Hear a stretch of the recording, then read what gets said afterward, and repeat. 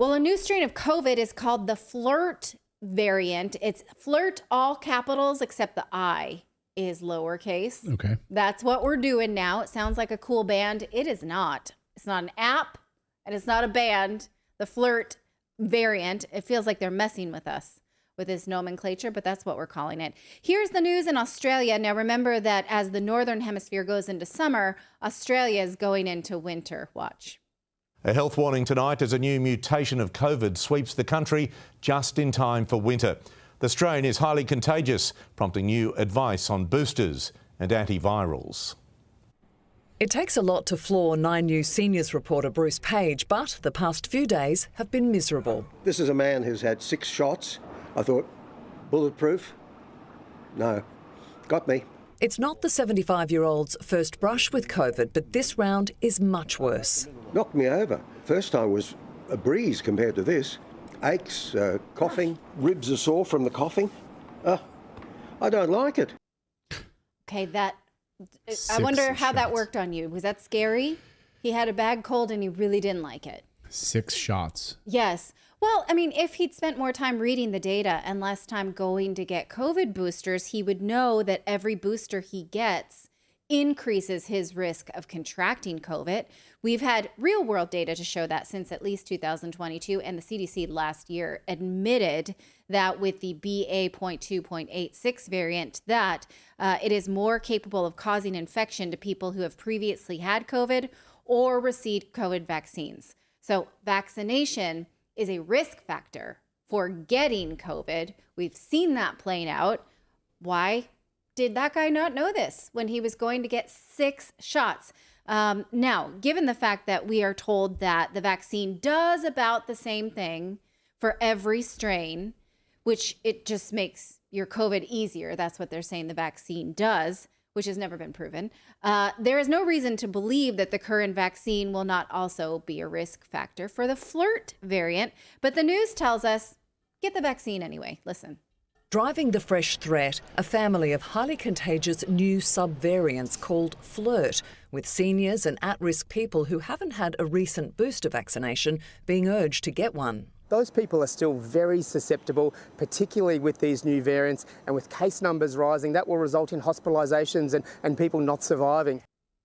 Okay, so is there any data that people would survive if they had a COVID vaccine? No, there is not. Why do reporters let them keep saying that? I wonder. I mean, a proper question from that reporter would be, well, do we know that the previous vaccine actually prevented any deaths? No, we don't. And I will say this until I'm blue in the face, because every time the news tells you that the vaccine does something, we have to look back at the data that tells us exactly what the vaccine did and whether it worked. For instance, so there's 2 studies that are used when people say the vaccine worked and saved lives. It's this one we've talked about a lot. It demonstrated clinically meaningful levels of protection because they compared rates of death on ventilated people who had COVID vaccine. They found that the people whose vaccines were more recent were less likely to die on a ventilator or get on a ventilator or die. However, they also found that unvaccinated people were less likely to get on the ventilator in the first place. So that study is bullshit.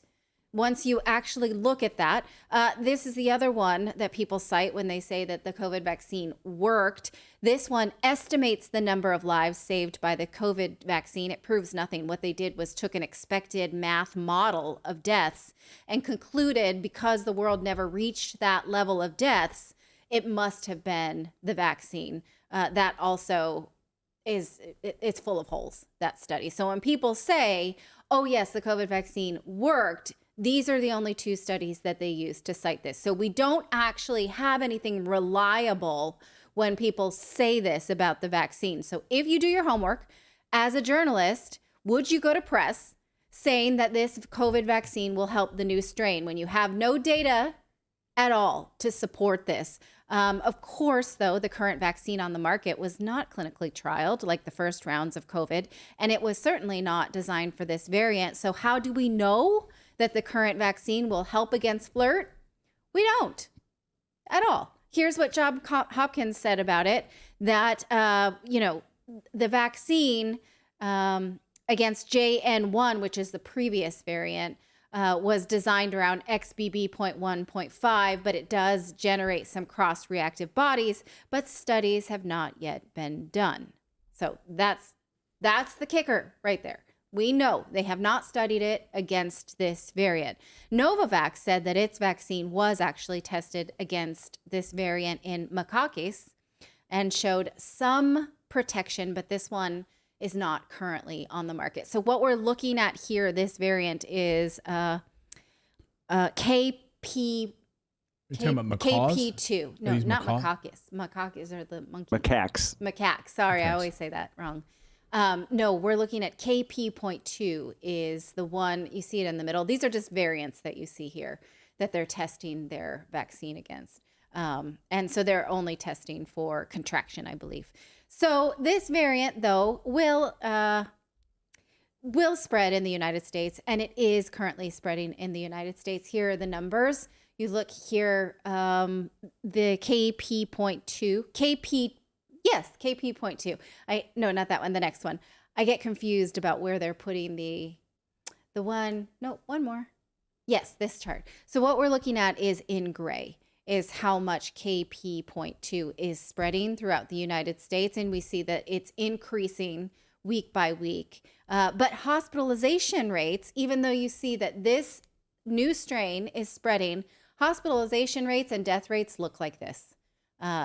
It's negligible. So go out and get your booster. Right. So they're telling you, new strain, get a booster. But when you actually look into the data, well, does the booster cover this strain? No. Does the original COVID vaccine actually prevent more severe COVID? No data on that. Okay. Do we have a problem with hospitalizations and deaths? No. But they're telling you anyway, so we'll see how many people that works on. But they still are saying to wear a mask and test. If you want to do that, go ahead. We've covered the masking data. We did that recently, I think as recent as next week. You can wear a mask if you want. I don't want to get testicular cancer, so I'm not gonna. I really hope you enjoyed watching this video. You know, YouTube thinks that you'll actually like this next video right here. It's personalized based on your own viewing habits. So if you watch the video, please leave a comment. Let us know what you think about it. And we will see you next time, everyone.